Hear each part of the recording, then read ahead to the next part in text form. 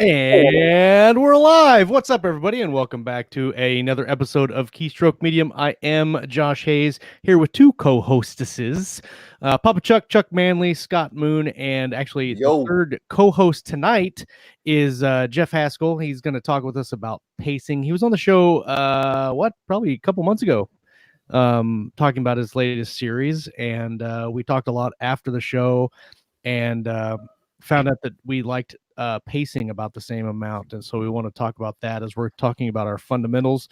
But welcome back, everybody. Let's see who's in the live chat tonight. Let's see. Well, there's a lot of stuff going on as always in the live chat. It looks like I set up this feed earlier today, and it looks like Luke Barnett got the first comment, which was on Facebook at 2:44. So golf clap of appreciation for Luke for the first comment on the episode, and it looks like all the usuals are here. So welcome everybody to the show. This tonight's episode is brought to you, actually it's brought to you by Jeff, and since we're talking about some writerly stuff, he has got a book called Writing for Life, Living the Impossible Dream. It's up on Amazon now. We're going to talk about it a little later in the show, but that is a book by him, and it's filled with a lot of good stuff for writers. What we're going to talk about today is pacing, and why that's important in your writing, whether it's short stories or novels. And I think it's one of those topics that is kind of misunderstood at times, and how pacing, if you have a book that is bam, bam, bam, bam, bam all the way through, how that can be exhausting for the reader, and how you kind of need to have some slow points or some quiet points in the novel to kind of give your reader a chance to kind of reboot a little bit and get back into it. And so we'll talk a lot about that tonight. But first, we're going to talk about what we've been up to this week. I'm going to go first because I got some cool stuff in the mail. Check this out. And you're the host. And I'm the host too, so I can do what I want. So we got Hayes has spoken. The print edition of Striker's War in the mail today, from Jason Onspach and Nicole. This has been out on audio for 6 months, and it's got a lot of good reviews. And finally, it came out on paperback, so I was able to get some paperback copies. So there will be signed copies in the future. Really well put together, I think. Great looking formatting. Kevin G. Summers did the formatting in this book, and he does formatting in InDesign. I know a lot of us do it like in Word and Vellum, but he actually uses InDesign, and it looks really sweet. Like InDesign is hardcore. Yeah, you can do a lot. InDesign is much more powerful. I mean, because you can like adjust the space between individual letters so that everything's exactly consistent. That's what they industry standard back in the day. Yeah, I mean that's like when I used to work on a school newspaper when I was once upon a time going to college to be a journalist before I found out they were all frauds. Fake news. That's what we used. We used InDesign to, but man, it's super hard. I mean, it's like you need to take a course just to learn how to use it. Yeah. And he does really good work, and it was great. While he was putting the book together, we actually got some impromptu edits that were needed in the book, because some of the dialogue, there was like 3 places where call signs actually were misused, and he picked them up where nobody else had. So we were able to fix those in the print version. So that was cool. There's always something that gets missed, no matter how many hundreds of beta readers you have. Yeah. Josh, is that the last Legion or the Stormtroopers without? Yeah. Order of the Centurion is what the series is called. It's the Galaxy's Edge universe, but you can see there you can't because of focus. Order of the Centurion is the series. And my book is actually the 3rd book, even though they're not connected at all. There's 6 books in the Order of the Centurion series. There's Order of the Centurion, which is the first one. Iron Wolves, which is the second one. Strikers Wars, 3rd. Richard Fox in Into the Nether is his, and then J.R. Handley wrote The Reservist, which is really good. J.R.'s good, yeah, I like him. I mean, obviously Richard is too. So I mean, just J.R. I know. I've never met Richard. This I like to call the cry book, because everybody that reads the ending of this book cries, and then they blame it on like cutting onions or allergies or whatever, and I'm like, haha, gotcha. Yeah, I wasn't crying. I was irrigating my eyeballs. point in my life where I cry at the end of Aliens. And that's Right. So Lauren Moore says, you'd think the series Bible editor would have noticed that, ... Yes, Lauren actually did a phenomenal job on all of Galaxy's Edge. If you've ever read a Galaxy's Edge book, Lauren has had her fingers and her editing professionalism on that book. And she gets first looks at everything. She's the one who takes care of all this. She's a lore master. This world Bible that she created for this series was crazy. I mean, you scroll through it on Google Docs, and you're like, I can't believe that any one person could pick this out of all the books and make it correct. It was just really, really good. Lauren did a really good job on that. Uh-oh. Oh God. What happened? I think Jeff probably clicked the wrong button. While we're waiting for him to come back, probably gonna click there he came back. There he is. I was going to try and make a comment in the chat, and it said log in, and I was like, oh, okay, and then it kicked me out. Sorry. So Chuck, let's go around the room here and talk about what we've been up to this week. I did a little bit of writing on Valor too, so there's that. Let's see. I spent a week in Gatlinburg, Tennessee, kind of doing an early Thanksgiving thing, and I tried to write while I was there. Didn't get a ton done, but I got a few thousand words in. And I've been home a couple of days and been busy with the kids. And the few thousand words that I got done, I went back and I kind of tried to catch myself up on everything and pretty much trashed all of them, oddly enough, for pacing issues. So that's on the Dark Devices, the new urban fantasy thing. And I'm just kind of piddling it, trying to get the second Pikmin Files book and finish just the same shit I've been working on forever, because I never have any, I just don't have my family, just interruptions. Oh yeah, I've been there. You know what it's like, man. You sit down and right as you're getting into the groove, somebody comes to the door, phone rings, dog barks, something. Always every something. time. That's why I leave the But house. that's pretty much it. I got to. I would leave the house except my wife is usually gone. So if I left the house, then a 5-year-old and a 2-year-old would be alone in the house by themselves, and that's generally frowned. Yeah, I would leave the house, but all the people are out there. So. That is true. Yeah, we can't have that. Very people-y out there. What about you, Scott? I bought a new laptop. I bought a PC laptop. After talking to Hank Gardner, I chose the Lenovo Yoga, so I could do Dragon dictation in a PC environment, which turns out to be a little more powerful. And I really like it so far.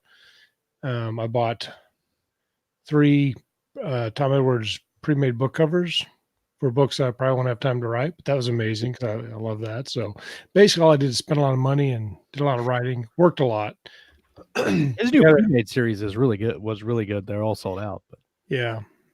So I'm really excited about kind of the things I'm working on for those.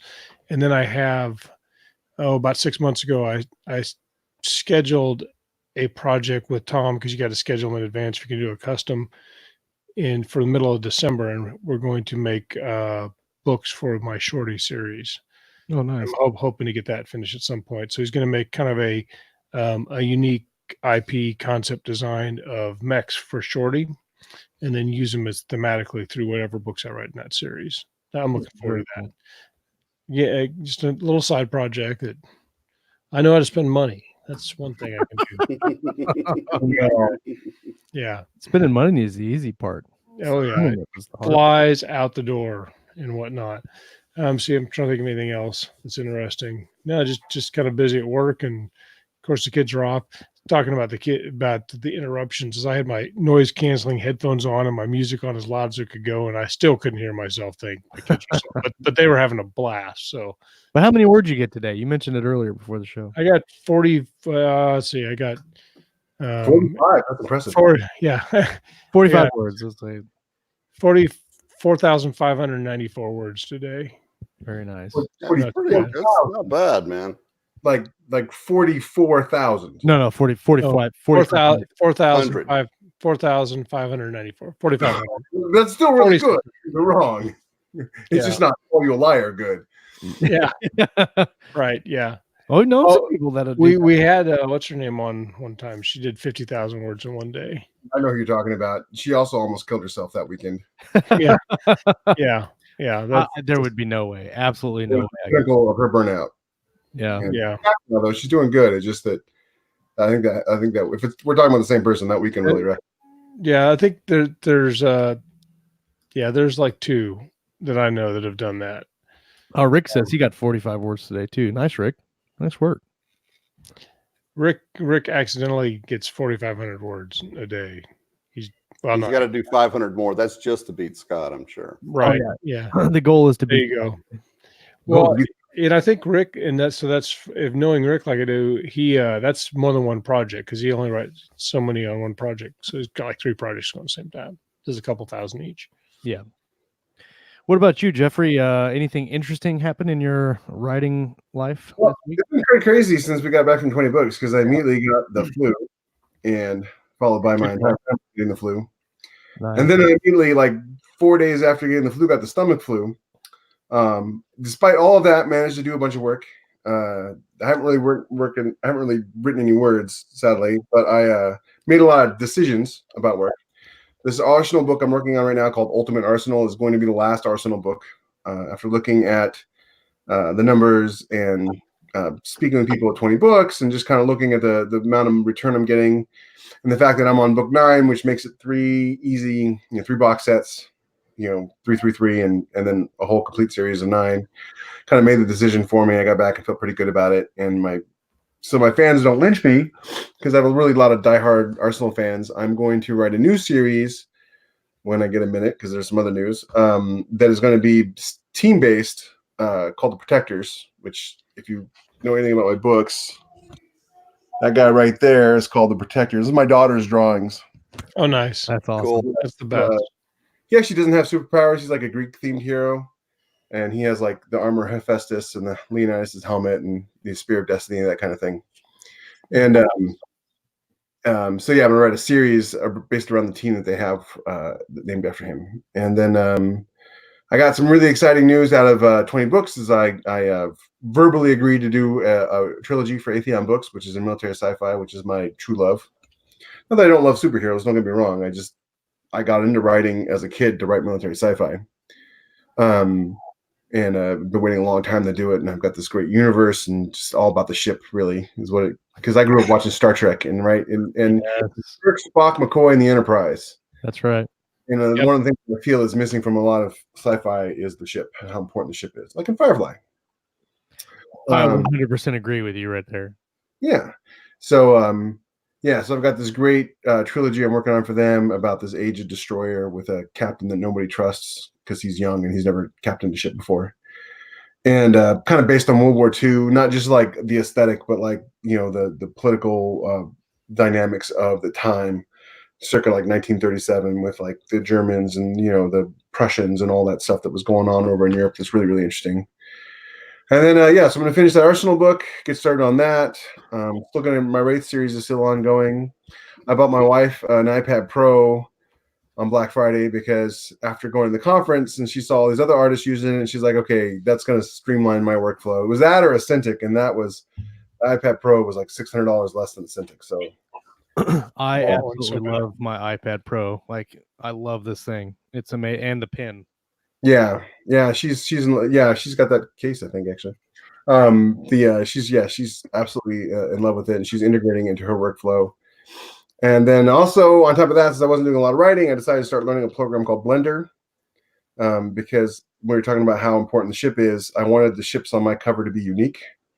And so the 3D modeling program. Yeah, I'm learning how to 3D model spaceships in Blender. Very nice. Cool. I have my own ship that is like unique to my universe on the ship, and I want to do lots of like swag with it. Like little, you can get if you do the 3D model in Blender, you can get like a little 3D printed version of the ship, stuff like that. And she's my wife's an artist that painted, so it works out. Very nice. Yeah. Well, let's kind of segue awkwardly into our topic for tonight, which is pacing. We talked about this some in 20 books. We also talked about it after you were on the show last time. One of the things that I really try hard to do is pay attention to where my action beats are, how long my action beats are, or chapters, and then integrate slower, calmer sections into the book to kind of break up that battle.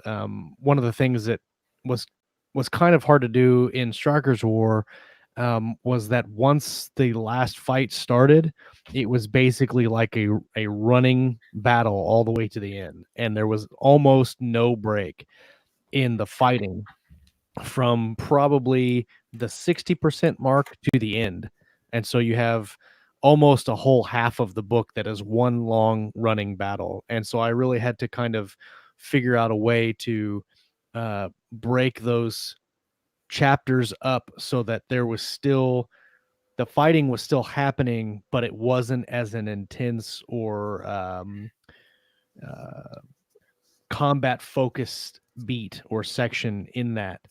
And that's how I kind of look at it. I look at it as if you have like an action sequence or a fight, if we're talking about mill sci-fi, like a ship fight or space marines fighting or something like that, and you've got a lot of explosions and gun battles going off, and then you have to break that up a little bit so it's just not a big huge battle, because I think that's kind of exhausting and you kind of lose almost where the characters are and something like that. That's how I do it. Last 40 minutes of Man of Steel. That's, you know, as soon as we decided that this was the topic that we were going to talk about, that movie came to mind almost. I fall asleep every time I try to watch that movie. Right. And Scott and I talked about it a lot in that whole thing. I mean, up until that point, it's a good movie, but the movie is over when he kisses Lois Lane. Yeah. That's the end of the movie. That's the emotional fulfillment of that movie. And everything after that was just Scott Snyder going like, look, I'm going to show Superman as a bad guy. Yeah, absolutely. Yeah. And it was everything. Could have done it in like 5 minutes instead of the 20 minutes that the whole battle lasted. It actually didn't need to happen. Zahn could have gone out with the rest of his people. It just didn't need to happen. True. And it was a much better, tighter movie, and people would have liked it more. Because again, up to that point, I actually really enjoy that movie. I love it. I love the setup. I thought the setup was fabulous up to a certain point, like I said. So as we start to kind of open up the discussion on it, can you guys think of any examples of bad pacing that you come across? Well, you know, pacing is a really complicated thing, and I'm sorry. Am I stepping? This whole go for it. It's a lot more complicated than people think it is, right? It's not just like like Josh is saying about like having scenes of action and scenes of not action. Pacing is actually more about emotion than it is about what's happening on the page, because you can have scenes with no action that are incredibly tense and raise up your blood and oh my gosh, what's going to happen next? Yep. This thing that people commonly point at and say, oh, there's too much action. A friend of mine who's a school teacher and who wants to be a epic fantasy writer always tells me, and this is a great thing, I've loved it when he told me this because I've used it ever since. And Scott, you're a police officer. I'm sure you've heard this. People are excellent observers and terrible interpreters. Yeah. You know, when you go to a crime scene, right, you ask 20 people what they saw and they all describe 20 different things. Mm-hmm. When you watch a movie or read a book, they'll tell you all the things about they don't like, but then you can go find movies and books that have those elements in them that they do like. So the question is, what is it that they didn't like? Because they don't know what it is. And this is why I'm not a big fan of asking my audience what they like and what they don't like. Because they don't really know, right? So it's more of a Gestalt type of thing. It's kind of, it's everything's in context. Yeah, exactly. And so like one of the movies I like to point at, and I'm going to use movies here because more people have seen movies than they've read books.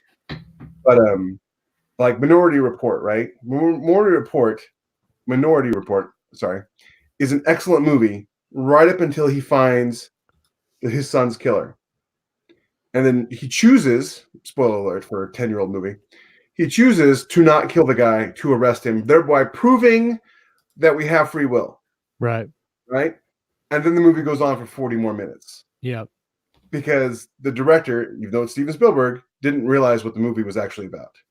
And that's bad pacing. That's just terrible, terrible pacing. Because at that moment, just like in Man of Steel, the essence of pacing, which is tension, is gone. There's no more tension. Right. So No, do you think that if you boil down to why pacing is necessary, do you think that it's tension and pushing the reader through the book? Is that why we're trying to focus so much on how you pace it so we can push the reader through at a because you Most want to, people- I think that you also want to kind of give the reader an out too. Like if they get to a section in the book where they feel like yes, they can read, but also yes, I can put it down. You know, Break. I can give you a gun and you can choose how you're going to use it. My goal is to give you a book that you want to finish and read the next one as fast as humanly possible. And you can do that while still not, like you were saying about how, like, oh, it just goes on and on and on. You can do that clearly without having the Man of Steel effect. Think of The Matrix. The Matrix is super tightly plotted. But that entire movie, from the opening scene, is intense, right? True. Yeah. But you have this thing, this idea, and I forget who came up with it. So if he happens to watch it, I'm really sorry. It's called Scene and Sequel. I think it's Donald Mass. So I don't think he was a fan of your guys's, but Donald Mass is a big time literary agent. Oh yeah, I mean, I read his book, really, writing the breakout novel and all that. yeah, exactly. One time he read the first page on someone's novel and then walked across the room and signed them to a $6 million deal because he knew that novel was the thing. And he wrote Writing the Breakout Novel. He wrote The Fire and Fiction, all excellent books. Everybody who wants to be a writer or is a writer who hasn't read them should. And one of the things that he talks about in those books is a scene and sequel, right? You have a scene that sets up an idea, that explores an idea, and then you have a scene that explains it, right? And so you're talking about having the action scenes and then having the here we go. You're having the action scenes here and then the letdown scene here, right? That's the scene and the sequel. Yeah. Other ways to do it. That's just one. I'm not telling anybody that's the only way, but basically you have something happen in a scene and then you have something that kind of explains and extrapolates and talks about that. But tension can carry your reader through all of that. And there's different techniques for doing that. I was talking to somebody at 20 Books and he got his book back from the editor and his editor told him, like, you do too many cliffhangers in the chapters. You need to take out all the cliffhangers in the chapters. And then at the end of the book, you need to have 5 pages that wraps up everything that happened in the book. And I'm like, well, I mean, if you don't want to sell books, you do all those things. Yeah. But no, I mean, it goes back to great observers, terrible interpreters. People talk about how much they hate cliffhangers. Oh, I hate cliffhangers. Cliffhangers are horrible. Well, bad ones are. Yeah. But good ones, you get reviews where someone said, I almost sprained my thumb swiping through the book as fast as I could, you know? Well, I think cliffhangers are Drawing people sometimes confused with setup. And you get set up for, like, with chapters, I get cliffhangers. You can do cliffhanger chapters and they're okay. At the end of a book, I think sometimes people confuse cliffhanger with setup, and you can set up the next book without having a cliffhanger leading into the next book. Well, I mean, technically it is a cliffhanger because you're asking a question and you're not answering it. It's just when you and I think of cliffhangers, we think of like what everybody hates about cliffhangers, which is like, well, the book just stopped. Right. You know? Well, no, that's what I mean. I like a lot of people will read and will do a cliffhanger where they write 60,000 words and don't answer the question that they asked in that 60,000 words. Right. Yeah, that's a bad cliffhanger. And then there has to be some other type of resonance or resolution, right, of other parts of the story or something else that the reader cares about. Right. You know, something has to be resolved while still having the cliffhanger. I think that's what makes you feel satisfied but ready to move on in the next book. Well, it's the emotional payoff. Like Josh said, you ask Right. a question in the book and then you answer it at the climax. And you know, and I'm not saying I'm like some, you know, amazing writer and, you know, whatever. I mean, I'm pretty good. But you know, there's some basic things that I do really well, and one of them is pacing. And you can plan it or you can pants it. It doesn't really matter. But you're basically pacing is just tension that keeps your reader engaged throughout the whole book, saying, I want to know what happens next. And that doesn't have to be like, ooh, how do they get out of this thing? It can be something, you know, really simple, like how you end a chapter, you know. A friend of mine. Go ahead. I was going to say, do you plan that out, like plot it out, or do you go back and like during your revision process say, hey, the pacing's off, I need to change something? I mean, what are the mechanics of how you handle that, actually doing the work? When I get bored, the reader's bored, so I throw out whatever I'm writing and go back. So I like That works. Lou's comment on cliffhangers is as long as you answer the story, you're good. Answer the story question, you're good, and you can have a hook to entice people to read the next book. Yeah, and that's what I would call it a hook. But it's still a cliffhanger. You're still asking a new question without resolving it, and that's a good cliffhanger. Right. You know, Alias is a terrific example. J.J. Abrams is Alias. Back in the day, awesome spy show. If you've never watched it, with Jennifer Gardner. And Yeah, I binge watched the whole thing because I didn't find that series until they were all out already. So it's good. Everybody binged watched it. You binged to watch it because you had to know what happened next, because every single episode ended with a hook into the next episode. Is it really that good? I haven't seen it, so if It really is good. It's good. okay. I loved it. Good. It is the best thing I guess ever did. At least the first 2 seasons. Then he goes and does Lost, and it kind of suffered. But I'm watching Breaking Bad right now. I'm in season 3, so that's pretty good too. Yeah, no. You fall in love with Jennifer Garner in that show almost immediately, and it's a masterclass on how to build the character, how to make her likable. Long before all this other stuff was happening about strong female characters or whatever, she's just a female character who's awesome. You know, and she never asks permission to be awesome. She just is. And you know, it's pretty great. It's a great show. It's one to watch. So we're talking about a little bit on Just emotional pacing, but also on structure, kind of when you're talking about scene and sequel. And so structurally, when you look at the function of a book and the function of pacing, you really have to be really mindful about what you're doing with that structure, right? Because you can mess up pacing and just lose people, right? You can go nowhere and you have a scene that goes absolutely nowhere and people will lose interest and dump out, but it's important that you cover it because it makes you have to have it in there for the book. You have to have that information in there. Right. So structurally, you need to look at how can I include that information and still keep the tension going without doing an info dump or without making it boring. So it's like you say, it's pushing the reader forward, but it's also, I think you can set it up in such a way where you give the characters breaks, and the character breaks can kind of leapfrog. Like in A Song of Ice and Fire, where you're going through different POVs, every end of the chapter kind of sets up an oh shit moment for the character, for that particular character. And then you go to a next one and you have to read like 2 or 3 more POVs before you get back to figure out what happened with that. And that's tension, right? I mean, he created a situation where you don't know what's going to happen, and then he's all like, "Oh, and now you need to read this other stuff," and you're like, "Oh, I have to do it." Now, I've never read those books, but there's a danger with that and the danger with that is you get the kind of reader who's like, "Well, screw you. I want to know what happens to this guy, and I don't like these other people that you're POVing." So flip, you know. And that happens a lot with books where. And I'm not saying George R. Martin's a bad writer or anything. I'm just giving an example. Because just for every example you can give of anything that someone does wrong, you can find 100 books where they did it wrong and it was a best-selling book. Like Passive Voice or whatever, you know, anything. Is that that's sort of the danger is you get people who have characters people don't like, and then they'll just sort of skip them to get back to the character they do like. I preferably you just make sure all your characters are likable, but that doesn't always work out. I'm curious, Chuck, of what when in your, because you write space opera and urban fantasy, and I think you can structure those a little bit differently in terms of pacing. Is there something that you kind of turn to, or something that you look at when you're setting up the structure for your pace of your books? Well, when I'm doing it, I don't urban fantasy, space opera, those are kind of drilled down kind of genre descriptors. And when I'm doing it, I think in like broader terms.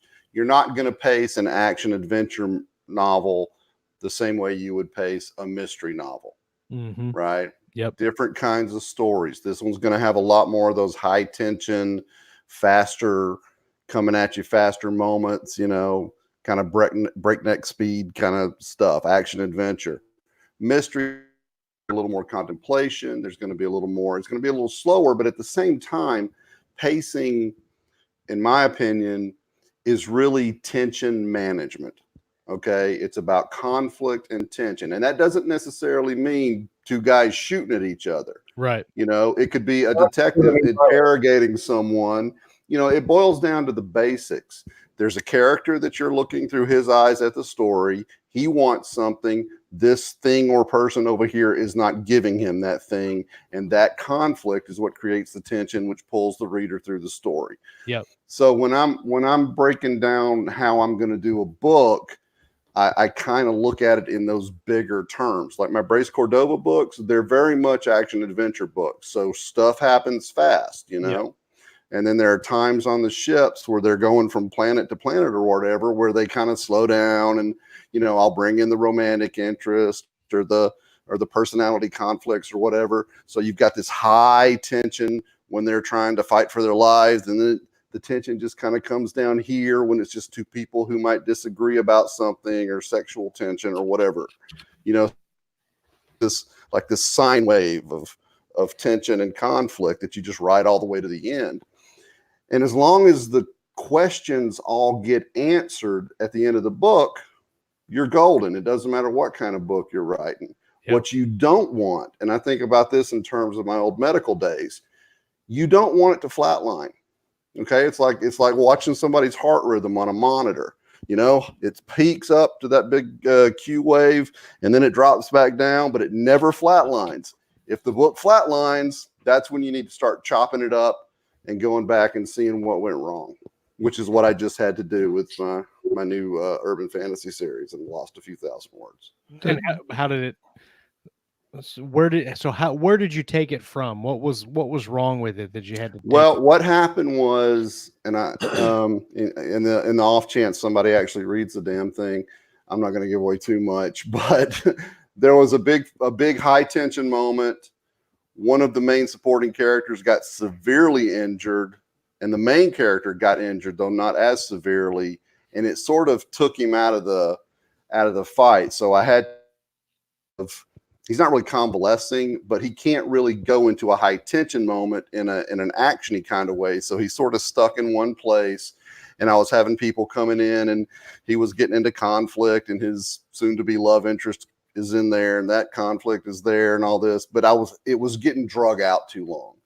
And I think what happened, the reason it got drug out so long, is because I was trying to write it while I was on vacation. So my feelings for it were getting chopped up. Right. So, you know, by the time I'd write one little part and be like, oh, that's great. Write one little part. Oh, that's great. Then I got back home and I sat down and read it, and all these little parts suddenly felt like a big, long train of boring. Right. So that brings up 2 points, because one, the tension that is killing me right now is I'm waiting for your screen to finally freeze so we can get the Chuck meme for the day, because it was close there a second. It almost locked up, and that's a big part of the show. That is it's becoming a thing, isn't it? And so the other thing is, this is maybe a little bit esoteric, but does writing speed affect pacing of a story? Because if you have 4 hours a day to write, and you can write in a big, huge block, whereas a lot of times, I'm writing 5 minutes at a time, doing kind of like what Chuck's talking about, where I'll write 200 words at a time, and I'll get all my words for the day. But when I go back and look at it, sometimes there's a danger that it's not as disjointed, coherent as a whole. It's a little bit repetitive. I think that depends on the writer. I really think that's an individual you can handle that thing. during revision, I guess. But I think that the velocity of the actual writing sometimes can affect the pacing. I can agree with that, because I had at the end of Valor 2, I had a big problem with the ending of the book, the probably the last 15 or 20%, and that last 15 or 20% probably took me the longest to write. And we've talked about it before. I had a really big problem with trying to put it together after spending so many hours on that small part of the book, that I kind of got exhausted with it. And every time I looked at it, I was like, well, I think this is boring, because I've looked at it for a month and a half straight, and it seems like it's boring to me, but I've got a lot of comments on it so far. So apparently I did a good job. Something's important to read. I talked to a newsletter coach, and that one of the things they said, it's related, is that you are not your reader. And that is something that can get writers jammed up. Yeah, and I think it's really important to try to hold on to the feeling you had the first time you wrote it. Right. You see what I'm saying? You have to be very aware of, well, I think this is boring because I know what's going to happen next. And that's Whereas the tension. Somebody else won't. Yeah. Tension is like waiting for Chuck's screen to freeze. We all know what's going to happen, but Chuck doesn't. And Chuck is a POV character. I wish there was a way I could do that over here. Like I had a button I could just be like, And you know, Bill's just sitting there waiting to take a screenshot. He's like, oh God, it's gonna happen soon. Do an example of tension, right? Your audience knows something is going to happen, but the main character doesn't, and that's tension right there in a nutshell. That's perfect. That's great. I want to bring up a couple of these comments before we go into the show sponsor because they bring up some good examples. Alan Cheeseman says Nicholas Sansbury Smith provides an outstanding example of effective pacing throughout his Extinction series. I've read some of Helldivers. I haven't read his Extinction series, and it's awesome. Is it? Yeah. There was a couple other good comments. Yeah, it's awesome. Yeah, Nick Sansbury Smith drags you through the keyhole. That's for sure. Obviously, one after another. James McCormick is not watching the same show we are. I don't know what's happening here. The bottom row of the presentation, we all know who's holding up the show. That's true. I can't be on the top games because I'm taller than all these guys, so they got to put me below them to make them feel right. It's beard prejudice. It's beard prejudice. I think what we're talking about. Beard. Yeah, absolutely right. Facial hair keeping us down. So this episode of Live is brought to you by Writing for Life, Living the Impossible Dream. Jeff, I'm going to let you talk about it just a minute, just to kind of give us a little rundown on the book, but I want to read the description on Amazon. Sure, it's kind of long. Here, and do what? It's kind of long. It's kind of a long description, but I'm an excellent reader. It's not a math class. I'm writing a blurb. It's supposed to get you excited. Where did I hold on? I gotta find this thing. Where's the thing? Just pace yourself, Josh. I'm pacing. Yeah. See what I did there? My pacing is off. That's a really long blurb. Are you sure you want that? And I'm like, oh yeah, I think I do. I realize it's not the normal side length of a blurb, but it's what I wanted. Words. Okay, here we go. Writing for Life. Dreams can come true, and this is how you do it. Dreams are a funny thing. All of us are encouraged to have them, but by the time we can make them happen, the dream is beaten out of us by life. You're not too late. This guide will give you a place to start, a place to help guide you on the path to your writing dream. Regardless of who you are or where you are, this is a path anyone can follow. Writing is hard. Working and living as an author is even more difficult. People in your life will line up to tell you why you can't do this and why you will fail. You are not smart enough. You're not the right type. You're not a good enough writer. And writing isn't a real job, which I agree with. I don't care who you are or where you're from. If I can do it, anyone can. You have to have one thing to make it: commitment. Start with this book. Let me help you find a path to success. This guide is a book. The guide in this book doesn't rely on luck or tricks or anyone else but you. Are you ready? Buy Writing for Life and start living the impossible dream of doom.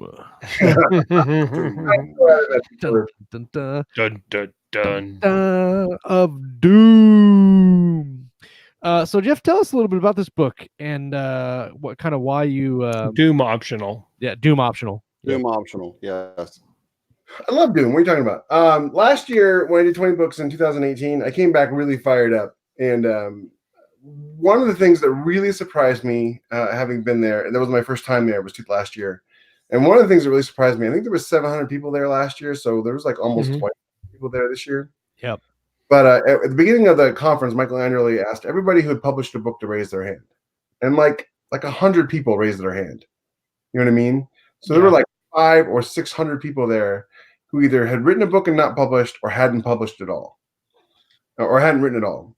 And my own experience while I was there was I met all these people and they're telling me these amazing ideas for books they had or had written. And like one lady I met, and she had this awesome science fiction series she was writing with her husband, and they were 6 books in and they hadn't published yet. And I'm just like, well, what are you waiting for? Armageddon? I mean, they just didn't know what to do next. You know what I mean? They didn't know. Yeah, sure. You can say, oh, we'll just publish on KDP, just upload and hit the publish button. But that's not really helpful. And so I came back with this idea that I was going to write a book for those people. People maybe it wasn't that they didn't know how to write. This is not a craft book. This is not here's how you write a novel book. This is how you live a life of a writer. This is how you, I mean, you know, I had a friend describe being an author as living an impossible dream, because that's what we're told from the day we're, you know, old enough to hear, is that authors don't make money. Artists don't make money. Artists, you know, can't make a living. You know, starving artist meme. You know what I mean? And so, you know, and I'm not a millionaire or anything like that. But I'm supporting my family, and I'm paying for our food and health insurance and our rent and our cars. You know, I mean, like, and I write superheroes. You know, and ask me what college I have a degree from. None. You know, I barely graduated high school. I wanted to be a writer my whole life, and when I got into my 40s, and that thing happened where all of a sudden I realized I was on the back end of life, and I was wasting it. I got hungry, and I started working really, really hard, and learning and reading and doing everything I could do to make this work finally, so I could have at least half of my life be happier than the first half of my life. And while I had this great family, I didn't have a fulfilled work box. I really felt like a loser, and I was still working, you know, tech jobs that were barely above starting level. And so when I started writing, I just read everything I could. I listened to all of Chris Fox's stuff and Lindsay Broker, and I read all of Donald Mass's books. You know, I read things like The First 5 Pages, and I started writing. And deliberately, every time I write something, it's deliberate. I'm trying to push myself to be better every single time. If you write a book and you think, "Wow, that was super easy," barely an inconvenience. No, screen reference. I got it. Barely an inconvenience. And you have a couple of books like that where it's just like, oh, there's nothing. Then you're delusional or you're not challenging yourself. Wow. And yeah, whoopsie. And so, you know, you should always be striving to be better. And so this sort of the book is Writing for Life is basically an inspirational guide to get you on that path, to get you to the starting gate where you can be a writer, along with, like, you know, like, this is how you publish on KDB. You know, this is the general idea of what you do. You know, and general advice, like, you know, don't market when you only have one book. Don't worry about marketing until you have, you know, more than one book. Right. Things like that. But it's like to me, it's like one of the things that Chris Fox does super well is he's extremely motivational. When you watch his motivational videos on YouTube, you just come away being like, yeah, I can do anything. And then Lindsay's stuff is just like, it's so informational, so helpful. Like, if there was a writer you could be like, you'd want to be like Lindsay Broker. I mean, she's for sure. that good. Yeah. And not just in craft, but I mean, like, in her work ethic and everything like that. So I try to meld those two things together. Those are my two idols, so to speak. She's very interesting because she, like, bucks a lot of the advice. She's like, I want to write what I want to write and make it sell, and then she does that. So that's pretty impressive. Rely on advertising. Yeah. When you just rely on advertising, you sort of have to write a very specific thing. Mm-hmm. You know, not that people who rely on advertising are bad or anything. I'm like, she can't rely on advertising, so she writes very much to her fans. But she knows who she's writing for when she writes books. Oh yeah, she knows her own. That's something that's really, really important that a lot of people don't do. Is sorry, I had to move my computer because my legs were killing me. You've got to know who you're writing for. So yeah, that's what Writing for Life is. It's just a guide to help people who maybe are just beginning or want to begin, and really get in there and figure out how to be a writer and live this dream that everybody else does is impossible. Yeah. Well, one of the things that you've done well, obviously, and it's why we're here tonight, is how to put your books together and structure them in a way where the pacing keeps the reader turning the pages or flipping through. And so we've all kind of talked a little bit about that tonight. When we talk about genre, and Chuck, you mentioned a little bit when you're talking about genre, that the pace is kind of a little different for each genre that you talk about. With epic fantasy, you can kind of have a slower, more kind of a drawn out pace than you have with, say, mill sci-fi. And you know, urban fantasy is a little bit different than space opera. But can you guys think of a singular point that you can look at and say, with every book, this is the main thing that I try to focus on with the pacing in my writing, or something that you can point to that this is exactly something that I need to work on, or something that I'm really good at when it comes to pacing your novels? Are we I'm not. Are So we talking about you're books that saying- we admire, or books that we've written? No, books that you've written, like in your writing style. So just something that we consistently pay attention to. Yeah. For every book. Yeah. For me, it would have to be, no matter how actiony a book I'm writing, I always try to make sure there are some relationship elements to it. You know, there's like the best friend, the love interest, whatever, and there's always some low level, you know, call it a subplot, call it whatever the hell you want, but there's always some low level question, low level tension going on among the main characters and whatever supporting characters I happen to pepper in there. You know, I always make sure that there's something under kind of the big point of the book, the big action, you know, and that way you don't ever, like I said, you don't ever flatline, you know, and it kind of humanizes it and makes it a little more relatable to most people. Because if you write something, and there are people that like books like this, I'm not going to say that. I read plenty of George D. MacDonald and stuff back in the day, but like, it's just action, action, action, take a nap, action, action, action, get something to eat, action, action, Right. you know? Yeah. But if you've got that smaller stuff going on, it kind of, you know, it just, you don't ever flatline on the tension. Like I like the way relationships. I kind of like what you're saying there, like Elmore Leonard, because there'll be action things in there, but a lot of it is more of the emotional beats, like we were talking about earlier. Jeff brought up. But if you read like an Elmore Leonard, they're very lean, but it's more of an emotional pacing, and a lot of times it's what they're saying, you know, and they say things that you know you wish you could say in real life sometimes. Yeah. But so I think, like you said, having that relationship or different things besides just the physical things that are happening, and do that a lot. So when I write, my example is when I write the first draft, a lot of times I write so fast, it's like a little bit of action, a lot of dialogue. And then when I revise, then I go in and I'll add a little bit of depth, or I'll clarify something a little bit, or add some background scenery, or some emotional beats, or maybe add or remove dialogue until I hit what I feel is a good pace, or a good, you know, momentum going there. But like I said, when I'm writing the first draft, especially if I'm really cranking out lots of words, I start to get insecure, like, oh, my pacing's got to be way off, because what happens is it's almost all dialogue sometimes. Right. And you have to go back and put something in there besides just, you know, dialogue tags. The thing go ahead. No, go ahead. The thing I always, for me, pacing is about what is going to happen that the readers don't know about, but the character doesn't. Speaking of Elmore Leonard, one of my first favorite episodes of any show is the first episode of Justified. Yep. You know, from the first episode, you know that what's the bad guy's name? Clancy? No.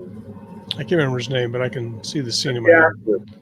You know that character is going to try to kill the main character. Yep. From the beginning of the episode. So every time they meet, every time they come together, every time they talk, it could end in a gun battle. And you know that, but the main character doesn't. Yep. Right? So they did that every once in a while throughout the show. And at the end of that show, of course, he shoots the dude in the heart, right? Yep.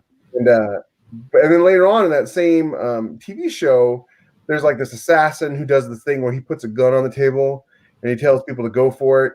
And then he stabs them with his knife, or he stabs their hand with the knife or whatever. And he does that to the main character. Oh, I can't remember his name. He's so awesome. Timothy Oliphant. Timothy Oliphant, but I can't remember the name of the character. Raylan Givens. Raylan grabs the gun off and pulls it toward him, jerks the gun into his hand, and shoots the guy in the chest. You know what I mean? Yeah. So you knew the whole episode that was coming. And so that's to me is the ultimate tension. There's very little action in Justified. Yeah. To its detriment, in my opinion. More gunfights would be way better. But when they do happen, oh my gosh, they're mind-blowingly good. And I think a lot of the stuff that I liked about Justified was the character development, and I think that a lot of shows go with the, for instance, like Hawaii 5-0 type show, like the new Hawaii 5-0, that like all gun battle, or like NCIS, whatever it is, the new NCIS, not the original NCIS, but is it NCIS LA? Where Yeah. are they? Yeah, I don't know which one they're on now, but a lot of those shows are like that, where it's like gun battle, explosion, assassination, gun battle. But then, Justified, you have a lot of character development, not just on Raylan, but also on the particular villain or villains that they're dealing with during the season. That's actually a really good example, I think. It's one thing that they do, but that's not why it's so good. I mean, Yeah. if you like that sort of thing, it's great. I don't particularly like character development on villains. Like, I love the first season of Daredevil, but I kind of lived without the episodes about Kingpin. I just didn't care. That's some of my favorite is character developments on villains, because I like to see how they flesh out. So yeah, and it's me. I just don't care. I'm there to read about the good guy, but that's my personal taste. Right. Sure. Wrong or anything. But that's not why the tension and pacing in those shows are so good. You know what I mean? Like, that's something the show does on top of having this amazing pacing that makes you feel like, because they set that up, that thing with Justified, they set that up in 30 seconds at the beginning of the show, and they don't answer until the end of the show. So, I mean, like, and you can do that with every single book. You ask a question at the beginning of the book, and you don't have to have, I've had 4 action scenes, and now I have to have a downtime or whatever. It doesn't have to be math. As long as that tension carries you through the quiet times as well as the exciting times, you have great pacing. It's when that tension isn't sufficient enough to carry you through, or your character isn't acting in a way that they would act because of that tension, that you get things like, well, this is boring and I don't want to read this, or I got to skip this character or whatever. I think when your character's problems aren't big enough, you're going to have problems with pacing. Or when because that's like the problem with Man of Steel. Go back to that. His problems weren't very big because you knew what was going to happen. I mean, they're both going to smash a bunch of cities. They basically can't be killed. They're going to fly around with their godlike powers, and it doesn't matter. Nothing matters at all, and their pacing sucks. But like in Justified, a lot of those times, like, he's going to die, or somebody cares about is going to die, or he's going to lose the case, or he's going to compromise his integrity, because there's that whole thing where they're like taking money from evidence, and those things matter. Yeah, so that raises the stakes, and it makes the pacing work. So that's why just putting in a bunch of really superly cool special effects or well-described writing beats, action beats, makes me go to sleep. Yeah, you got to have that underlying tension. And since pacing is such a basic building block of a novel, a lot of times you do it, like, good writers will do it without even thinking about it. Yeah. And then you'll get these other writers who are still learning, and you're like, this book is really boring, and you don't know why. Like, maybe it's the villain, or maybe it's the character, or maybe it's the problem, whatever. But really, when it comes down to it, nobody cares.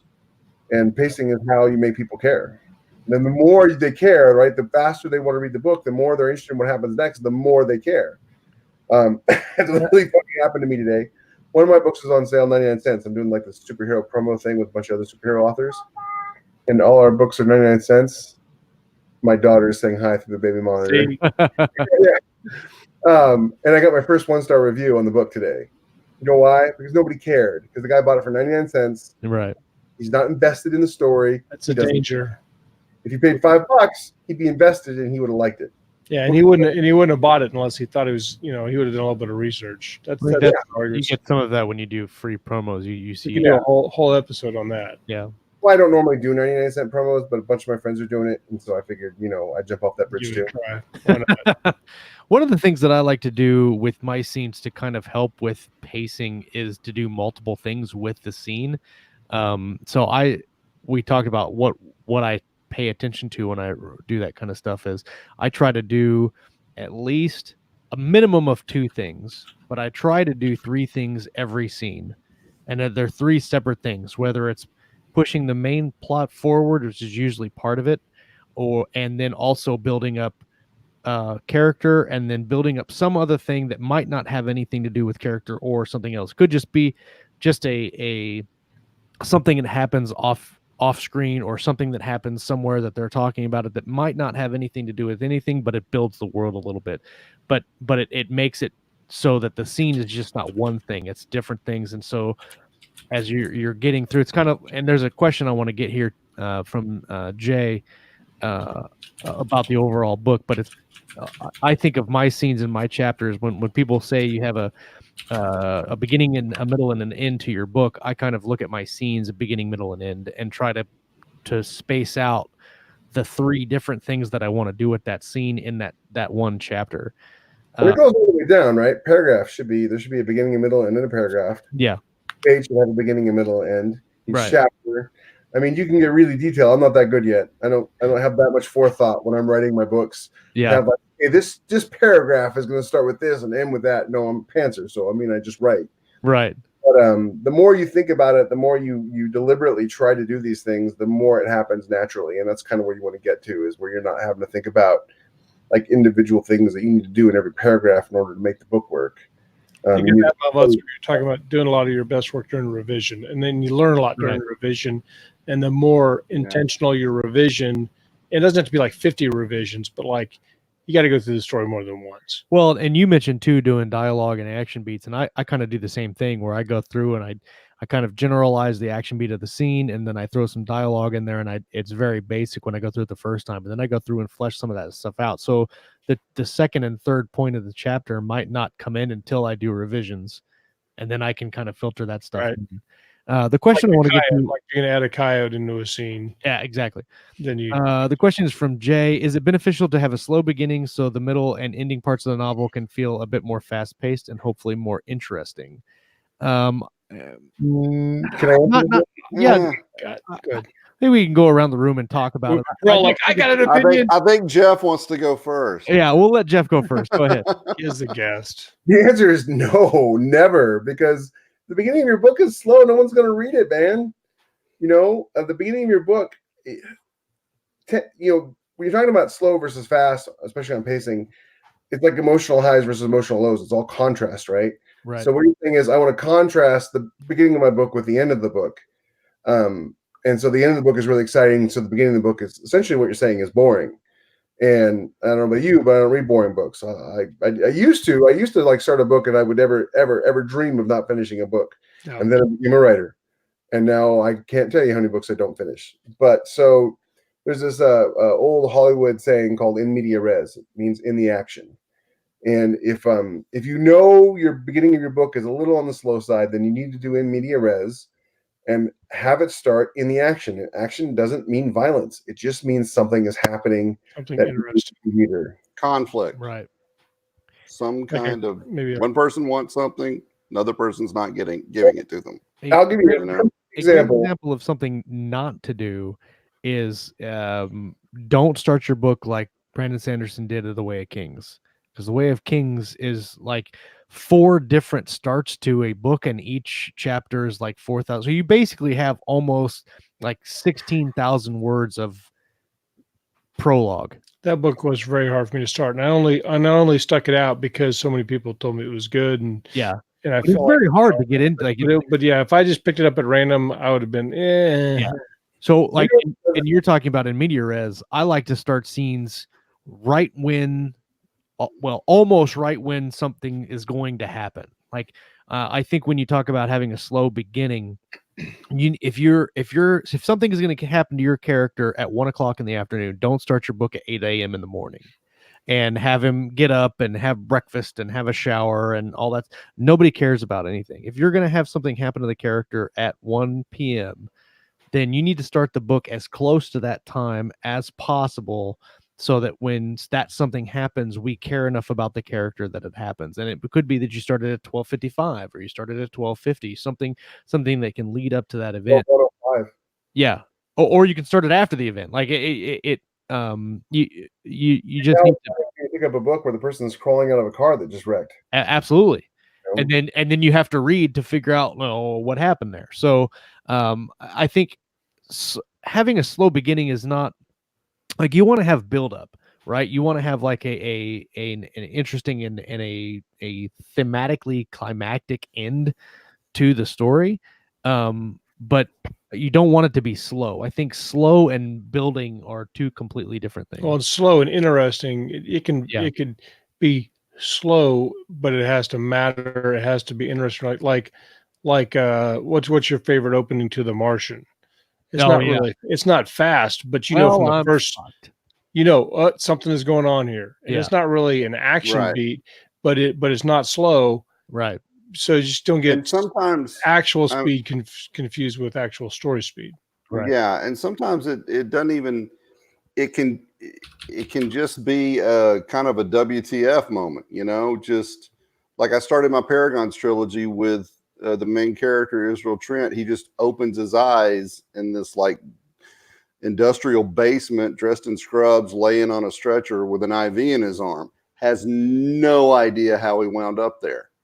I mean, but the first line is Israel Trent woke to darkness. Okay, and that's okay. Who's Israel Trent? Why is he in the dark? Where, you know, I mean, all of these Asking questions are suddenly right in front of you. Yep. But as physical action goes, the only thing that happened was he opened his eyes. Right. But that pulls you in, you know, that's not slow. You don't And I also necessarily want need to start on like a car chase.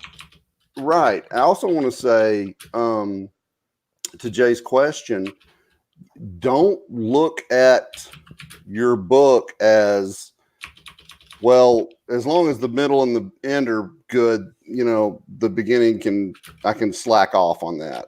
Right. Or I can, you know, as long as this was really good, so I'll just rush through this part.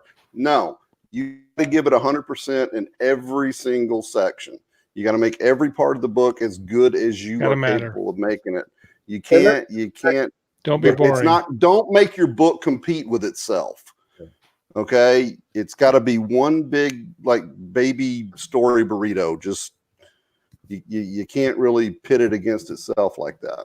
Yeah. A great example of it is Wheel of Time. The first 80 pages is basically just one giant info dump. Info dump while Randall Thor is in mortal danger and doesn't realize it because there's a shadowy figure following him through the woods as he goes to town to meet all the other characters. Yeah. And because of that, you're interested and you're riveted and you're like, well, when's this guy going to attack? When's this thing going to happen? Because again, you know, the reader, something is going to happen. The main character doesn't. So what I think Jay's talking about is he's confusing stakes with action. You contrast the end of the book with the beginning of the book because by the time the end of the book, the stakes are way up here. Yep. Because at the beginning of the book, the stakes are down here, and they're supposed to go up and up and up as you go through the book. That's why you have that sort of curve that goes up to describe the story in a book. That's about stakes. So it's not about action. You can start off with giant, earth-shattering action. There was a Stargate SG-1 episode where they open up with the planet blowing up while the team is on it, and then the guy's like, "Oh, we'll hang a lantern on that."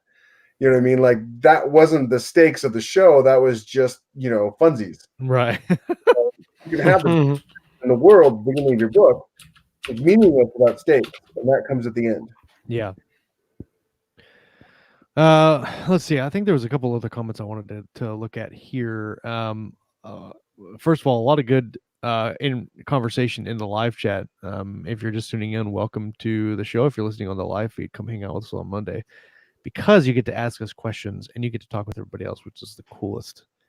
T.S. Huddle says, my latest working project, two characters hijack the novel for 30 pages, snip, snip.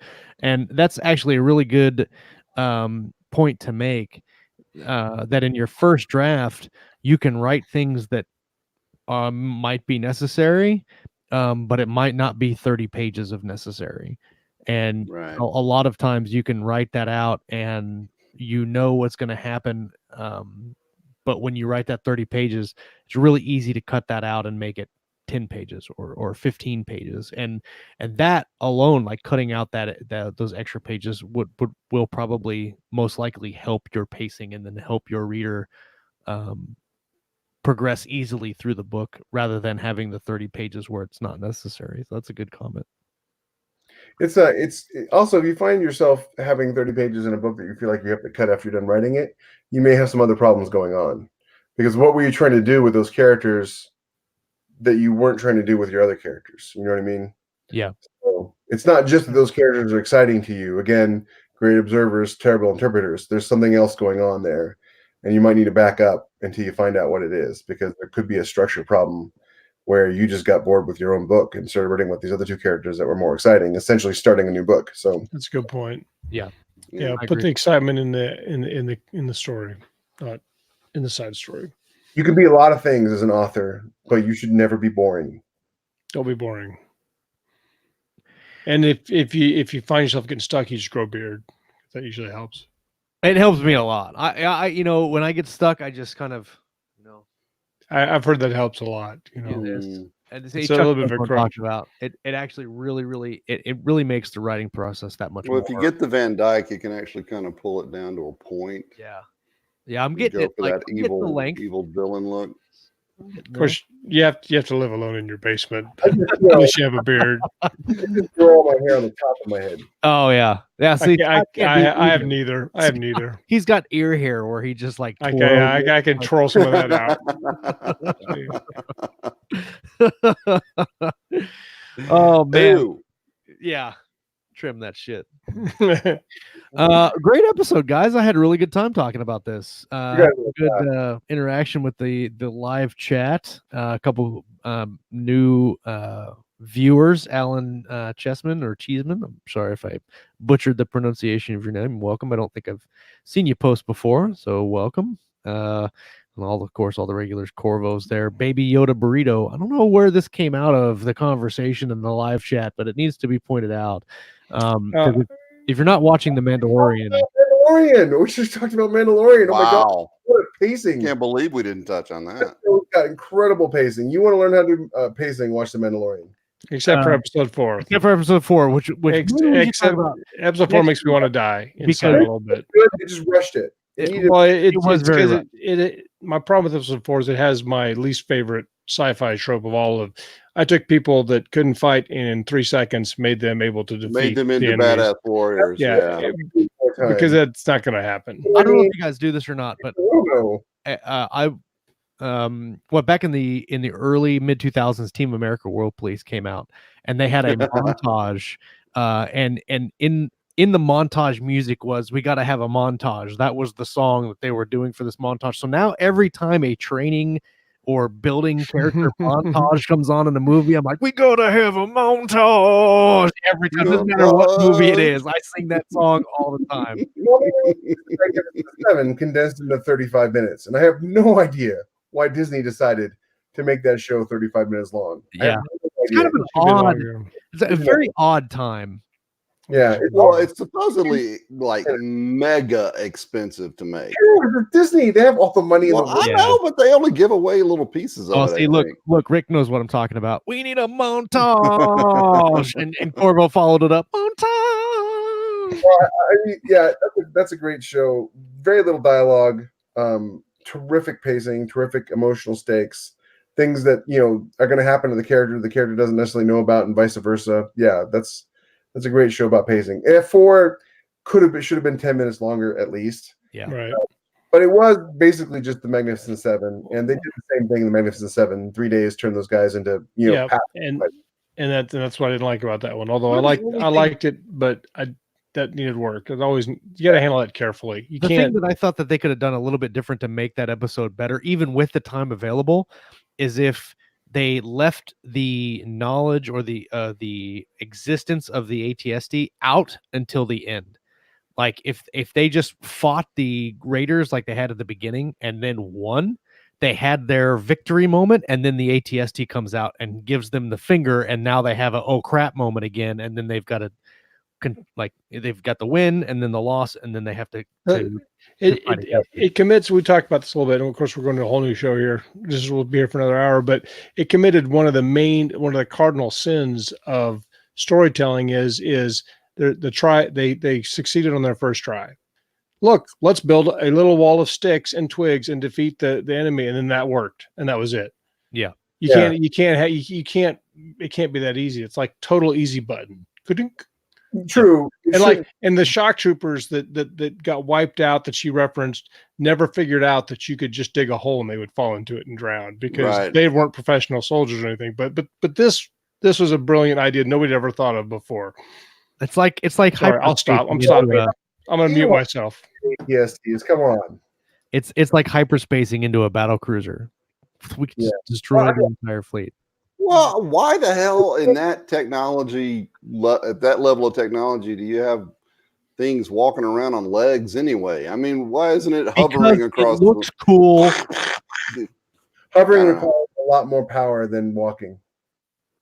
Suspension of disbelief, I guess. fusion battery. Okay, put it in orbit and blast it from there. Oh, you always have to nuke it from orbit. It's the only way to be sure. It is going to be sure. Thanks everybody for coming and listening. We're probably gonna have to do like some actual scheduled times where we like break down episodes of The Mandalorian, because I feel like everybody is on that. watching it. See, my only concern with that is it'll turn into let's bitch about Star Wars.